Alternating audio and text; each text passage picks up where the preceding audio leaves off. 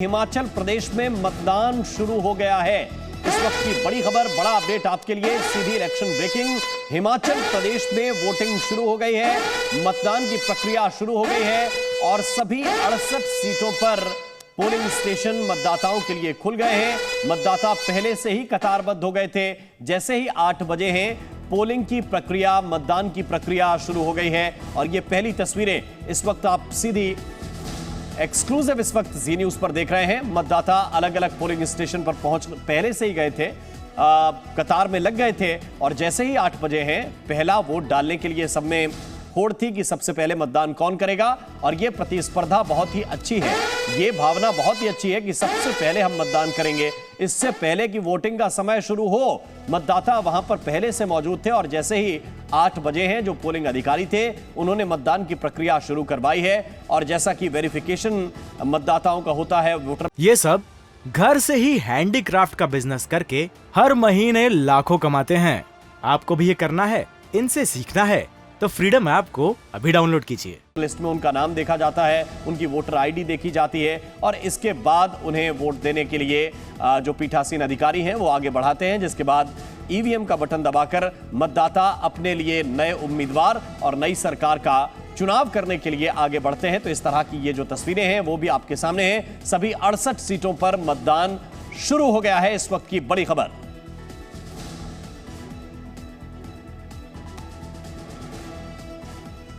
और इस बड़ी चुनावी कवरेज में हमारे साथ ग्राउंड जीरो से हमारे संवाददाता जुड़े हुए हैं। हम सीधे उनकी तरफ भी रुख करेंगे। रवि त्रिपाठी इस वक्त हमारे साथ जुड़े हुए हैं, शिवांगी ठाकुर इस वक्त हमारे साथ हैं, अमित भारद्वाज इस वक्त हमारे साथ हैं, वरिष्ठ पत्रकार अश्विनी जी हमारे साथ हैं, हमारे साथ इस वक्त प्रदीप कौशल जी स्टूडियो में मौजूद हैं। लेकिन पहले हम इलेक्शन सेंटर चल रहे हैं पयोधी शशि के पास और हमें ये जानना बहुत जरूरी है इसी बीच राम की लोकसभा चुनाव में 2019 के लोकसभा चुनाव में जो नतीजे रहे हिमाचल प्रदेश के, वो क्या थे, कितनी सीटें मिली थी और किस तरह का जो समीकरण था वो वहां पर देखने को मिला। तो ये भी आप जान लीजिए, क्योंकि ये जो पूरा आंकड़ा हमने तैयार किया है, इस हिसाब से आप देखिए, बीजेपी को हिमाचल प्रदेश में 2019 के लोकसभा चुनाव में 3 सीटें मिली थी, कांग्रेस को 1 सीट पर संतोष करना पड़ा था और अन्य मतलब निर्दलीय जितने भी चुनावी रण में थे उनके पास कोई जीत नहीं उन्हें हासिल हुई थी और किसी अन्य दल को भी कोई सीट नहीं मिली थी। लेकिन आपको बता दें, बीजेपी के पास 3 सीटें, कांग्रेस के पास 1 लोकसभा की सीट है और इसके अलावा इन्हीं सीटों की वजह से ये कहा जा रहा है कि जो समीकरण है वो विधानसभा चुनाव में और किस तरह से बदलेंगे ये देखना होगा, क्योंकि इसी के साथ अब तक का जो इतिहास रहा है हिमाचल प्रदेश का, 6 मुख्यमंत्री रहे और उसमें 5 मुख्यमंत्री ऐसे जो राजपूत, 1 मुख्यमंत्री सिर्फ ब्राह्मण। और आपको ये भी बता दें, ये एक बहुत बड़ा फैक्टर भी रहा है इस हिसाब से। और अब आज चूंकि मतदान शुरू हो चुका है, 8 बज चुके हैं, अब लोग अपने घरों से निकल रहे हैं मतदान के लिए। चलिए एक बार फिर से राम का रुख करते हैं। बिल्कुल, और हमारे साथ इस वक्त अश्विनी शर्मा जी हैं, वरिष्ठ पत्रकार हैं और वोट देने के मामले में भी वो आम लोगों से थोड़े से वरिष्ठ हो गए हैं क्योंकि पहले मतदान करके आए हैं। अश्विनी जी, एक तो बहुत बहुत बधाई, आपने अपने लिए भी नया उम्मीदवार या नई सरकार के विषय में वोट किया होगा। लेकिन मेरा सवाल आपसे यह है कि इस बार जो फैक्टर हैं चुनावी, वो किस तरह से आप देख रहे हैं? ये लड़ाई बराबर की आपको अब तक लग रही है या फिर कुछ विषय हैं जिसको लेकर किसी एक पार्टी को एज आप देख रहे हैं? जी नमस्कार। मैं थोड़ा सा करेक्ट कर दूं, मैं पोलिंग बूथ पे गया जरूर था, बट उन्होंने बोला कि 8 बजे मतदान शुरू हो गया और आपका ट्रांसमिशन 8 बजे था, इसलिए मैं वापस आ गया हूं। दोबारा जब छुट्टी देंगे तो मैं जाऊंगा वोट करने। हमेशा मैं कोशिश करता हूं कि जब वॉक पे जाता हूं तो वोट करके आऊं। इश्यूज की बात करी और कंटेस्ट की बात करी, इस बार मुझे लगता है कि वोटर्स कुछ साइलेंट है, जैसे आपके रिपोर्टर्स भी बता रहे थे, क्योंकि बीजेपी ने एक नया स्लोगन जो दिया है, रिवाज बदलेंगे। हमेशा ये होता था, ये क्लियर था कि एक पार्टी जा रही है, दूसरी आ रही है, बट इस बार वोटर जो है थोड़ा सा कंफ्यूज्ड है, साइलेंट है, क्योंकि बीजेपी का जिस तरह से प्रचार हुआ और जो उनके स्लोगन्स हैं, और डबल इंजन की सरकार। आपके पास लौट कर आता हूं, अमित भारद्वाज इस वक्त हमारे साथ जुड़े हुए हैं। अमित के पास हम सीधे चल रहे हैं। अमित भाई लाइव पे ये मेरे साथ इस समय ठाकुर जयराम की बेटियां हैं चंद्रिका और प्रियंका। बहुत तेज धड़कनें बढ़ गई होंगी, आइए। हाँ जी, अभी वैसे प्रियंका से बात करते हैं पहले, फिर चंद्रिका के पास जाएंगे। प्रियंका, क्या लग रहा है? हाँ, बस अभी हम पूजा करने जा रहे हैं, एक बार पूजा करके फिर वोट डालने जाएंगे। अभी तो अच्छा ही लग रहा है। चंद्रिका क्या कहेंगी? मतलब वोटिंग, अभी हम वोटिंग करने आए हैं और मतलब वोटिंग करने जाएंगे, तो पहले पूजा करेंगे, उसके बाद वोटिंग करने। आप लोगों से भी चर्चा होती रहती है पिताजी की आपके? इतनी तो नहीं, बट इस टाइम में थोड़ी तो होती है। प्रियंका क्या कहेंगी? हाँ, मतलब हम ऐसे अवॉइड करते हैं पॉलिटिकल टॉक्स तो, बट हाँ मतलब कभी कभार हो जाती है। लेकिन पूरे सपोर्ट में है? हाँ जी, पूरा सपोर्ट है। क्या लग रहा है, आप लोग यंग वोटर्स हैं, तीसरी बार आपने वोट करना है, क्या लग रहा है? मतलब मेरे को लगता है यंग वोटर्स काफ़ी स्मार्ट होते हैं और उनको पता है कि ये जितने भी डेवलपमेंट हुआ है और इतना सब कुछ हुआ है, तो ऑब्वियसली वो उसी साइड वोट करेंगे जहाँ पे डेवलपमेंट होगा। प्रियंका से बात हुई हमारी, चंद्रिका क्या कहेंगी आप? हाँ, मेरे को भी यही लगता है दैट अभी इस टाइम में इन 5 इयर्स में काफ़ी डेवलपमेंट हुआ है एंड वो लोग देखेंगे ही, खुद ही देख सकते हैं, तो वोटिंग उसी हिसाब से होगी। आप दोनों को मैं बता दूं, और आपको भी पता होगा कि यूथ काफी निकल के सामने आया है, अनएम्प्लॉयमेंट की बातें हो रही हैं, महंगाई की बातें हो रही है, ओपीएस की बातें हो रही हैं, लेकिन आप युवा हो और आप लोगों से यही बात करना चाहूंगा मैं, क्या संदेश देना चाहेंगी प्रियंका आप भी और चंद्रिका आप भी? मुझे मतलब डेमोक्रेसी की फाउंडेशन होती है वोटिंग, तो आई थिंक सबको वोट करने आना चाहिए एंड अपना सपोर्ट शो करना चाहिए। क्या कहेंगी चंद्रिका? मतलब सभी ने मतलब इस बार डेवलपमेंट मेरे को लगता है काफ़ी अच्छी हुई है एंड मतलब लोगों को काफ़ी खुश किया है, लोगों का काफ़ी दिल जीता है, तो आई थिंक दैट मतलब ये, और अगर इनको और मौका मिलेगा तो 5 साल बाद और उतना ही डेवलपमेंट का वो मौका मिलेगा। चलिए, तो अभी आप को बता दूं कि ये अभी पूजा करने जा रहा पूरा परिवार। प्रियंका और चंद्रिका जो है मेरे साथ ही यहाँ से निकल रही हैं। साधना जो पत्नी है ठाकुर जयराम की, वो पहुंच चुकी है, यहाँ पूजा की जाएगी और फिर वोटिंग करने के लिए जाएंगे। जैसे कि उन्होंने कहा कि डेवलपमेंट जो है वो एक बड़ी चीज है जो भाजपा लेके चल रही है। अब देखना यह है कि किस तरह से कन्विंस करती है और कौन सी पार्टी जो है वो कन्विंस कर पाएगी और कौन सी पार्टी जो है अपने मुद्दों को सामने ला पाएगी। डबल इंजन की सरकार बनती है या फिर हाथ का साथ लेते हैं लोग, ये देखना बहुत ही महत्वपूर्ण होगा। आज वोटिंग है, 8 दिसंबर को नतीजे आएंगे, लेकिन इस समय जो अपील की जा रही है वोटर्स से वो यही है कि आप निकलिए और वोटिंग करके आइए। अपना मत जो है वो जहां देना चाहते हैं दीजिए, समझदारी से दीजिए, लेकिन अपना मतदान जो है वो जरूर करिए। आज यही अपील सारे नेता कर रहे हैं, हमारी भी अपील यही है जी न्यूज़ की कि अपना मतदान जो है वो हर एक वोटर को निकल के करना है और देखना यह है कि कौन से मुद्दे अब सामने रखकर जो है वोटर ये आप आज वोटिंग करेगा और 8 दिसंबर को नतीजे आएंगे। लेकिन आज बड़ा नतीजे आएंगे, लेकिन उसको तय तो आज ही करना है जनता को, और जनता अपने लिए बहुत समझदार है हिमाचल प्रदेश की जनता, और ये कहिए कि बहुत जागरूक भी। 75% अगर कहीं पर मतदान होता है तो उसका मतलब ये है कि जनता घरों से निकलती है और वोट डालती है। ये तस्वीरें जो इस वक्त आपके सामने हैं, ये देखिए जयराम ठाकुर इस वक्त पूजा पाठ कर रहे हैं और ये देखिए तस्वीर, उनकी पत्नी साधना ठाकुर भी उनके साथ इस वक्त मौजूद हैं। और जैसा कि अमित हमें जानकारी दे रहे थे, उनकी दोनों बेटियां प्रियंका और चंद्रिका वो भी पूजा में शामिल होने के लिए वहां पर पहुंच रही हैं। और भगवान को भी, जाहिर बात है कि देवताओं को भी भगवान को भी मनाइए, जनता को तो मनाया ही है चुनाव प्रचार में। अब जनता तो अपना मूड बना चुकी है और इसके साथ साथ भगवान के साथ भी के सामने भी विनम्रता के साथ खड़े रहिए, यही इस वक्त नेताओं के हाथ में है। और कुछ ही देर पहले हमने जब मुख्यमंत्री जयराम ठाकुर से बात की तो उन्होंने क्या कहा, वो बातचीत भी आपको सुनाते हैं। इस बार हिमाचल में रिवाज बदलेगा, मिजाज बदलेगा या फिर राज बदलेगा, ये खुद मुख्यमंत्री बताएंगे। बहुत बहुत स्वागत है जी मीडिया नेटवर्क पर आपका। Thank you. बहुत धड़कनें बढ़ी हुई हैं। नहीं, धड़कन में बहुत आराम से, मैं चैन से हूँ, शांति से हूँ और मुझे कतई भी कोई परेशानी नहीं है। जिस तरह से अभी कांग्रेस अपने मुद्दे लेके आई है, क्या लगता है आपको? देखिए, मुद्दे चुनाव में स्वाभाविक रूप से उन्हें लेने की कोशिश की, लेकिन वो मुद्दे ऐसे मुद्दे थे जिनका, देखिए, जिन मुद्दों को लोगों ने स्वीकार ही नहीं किया, उन्हें मुद्दे के हिसाब से कोशिश की कि ओपीएस की बात की, ये ओपीएस उनकी ही खत्म की हुई है। एनपीएस जो लागू की है वीरभद्र सिंह जी थे, जिनका बड़ा फोटो लगा करके वो वोट मांग रहे हैं।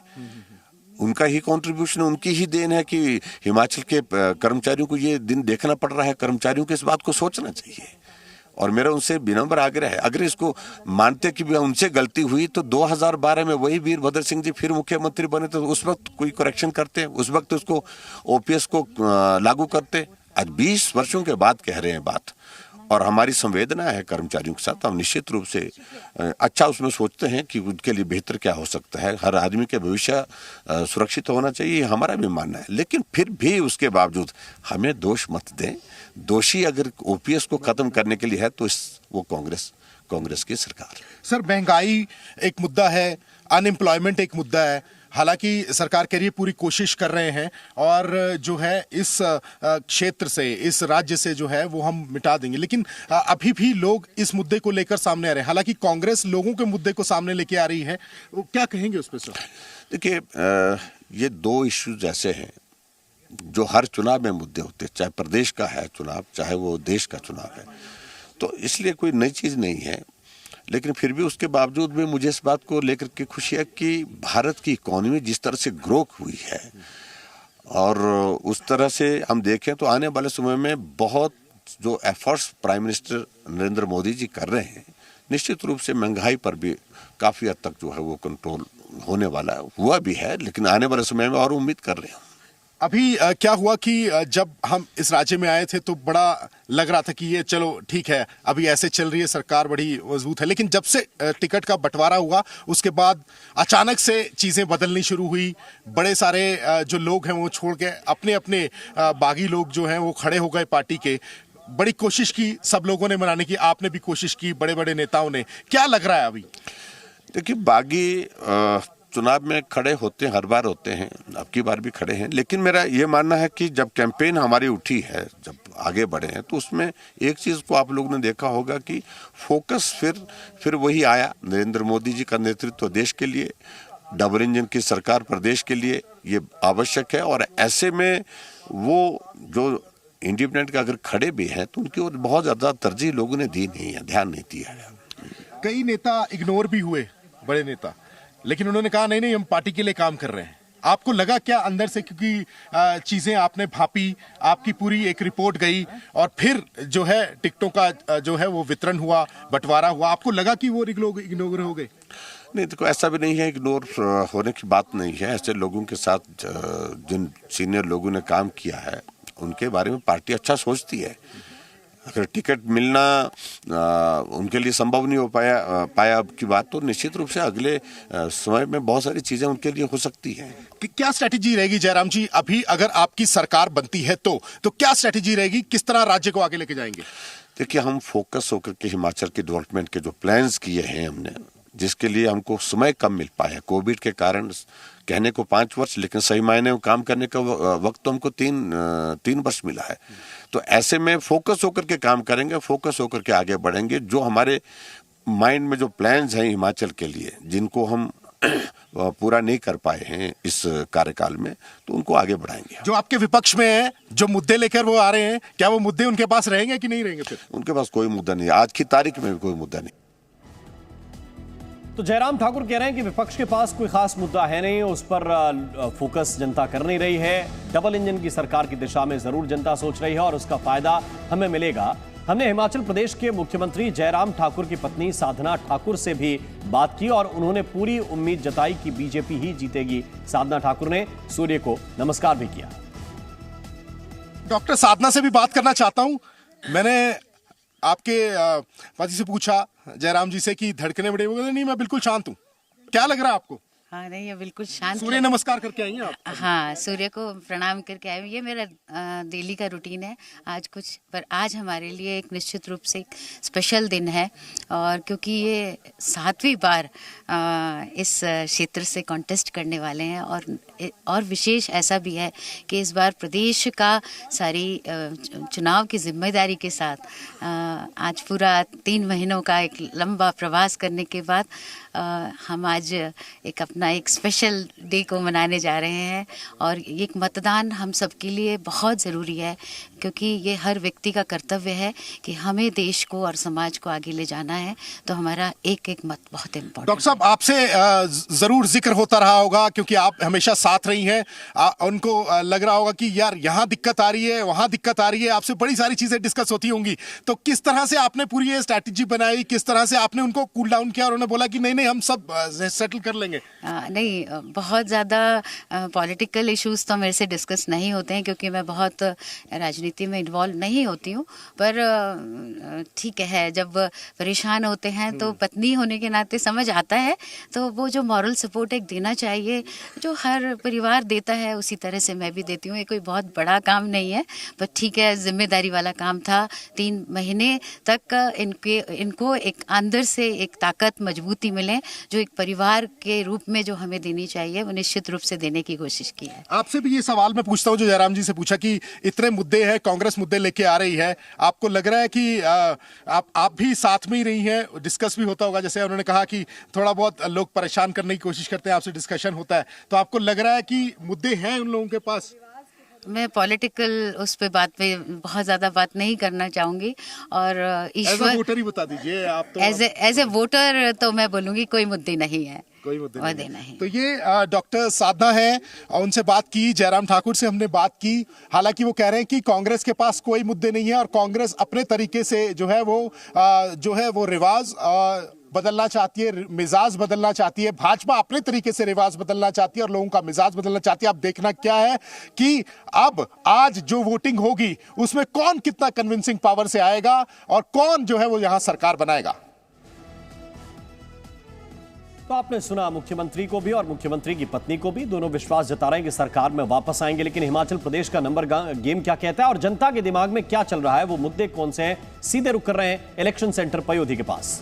बिल्कुल राम, और सबसे पहले मतदान से पहले सबके जहन में जो आता है, यानी आम लोगों के जहन में, आम आदमी के जहन में अपने मत का इस्तेमाल करने से पहले, वो ये कि उसके दिमाग में मुद्दा क्या है, जिसको लेकर राजनीतिक पार्टियां अपने दावे करती हैं, अपने वादे करती हैं। तो हिमाचल प्रदेश में आज मुद्दे क्या होंगे लोगों के जहन में जब वो अपने मत का इस्तेमाल करने के लिए निकल चुके हैं?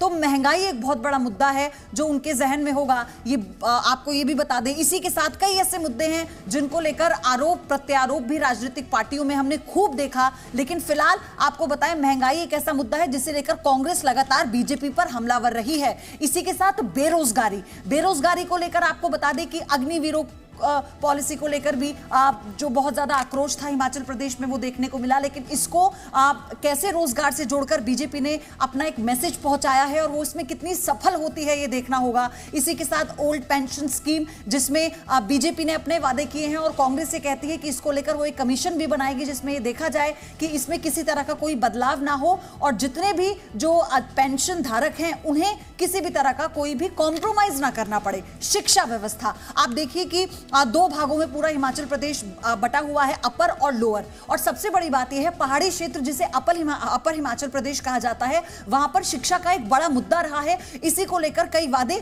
दोनों पार्टियों की तरफ से और तमाम क्षेत्रीय पार्टियों की तरफ से किए गए हैं। कानून व्यवस्था, देखिए हर राज्य में यह एक ऐसा मुद्दा है जिसको लेकर सरकारें अपनी पीठ तो थपथपाती हैं, लेकिन साथ ही इसे कायम रखना, कानून व्यवस्था को कायम रखना एक बड़ा मुद्दा रहा है पहाड़ी क्षेत्र में। और या फिर उसको कहें हम लोअर एरिया में, जो शहरी क्षेत्र आ जाता है हिमाचल प्रदेश का।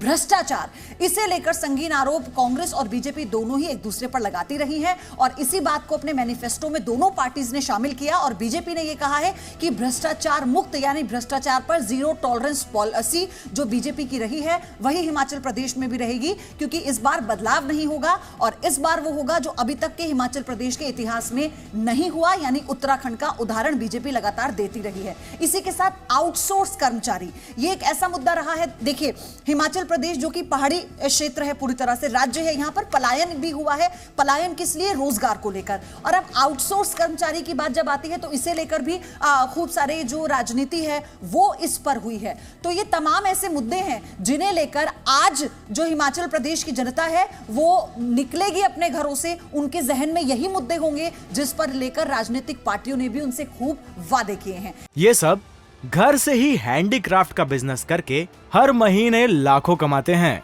आपको भी ये करना है, इनसे सीखना है तो फ्रीडम ऐप को अभी डाउनलोड कीजिए।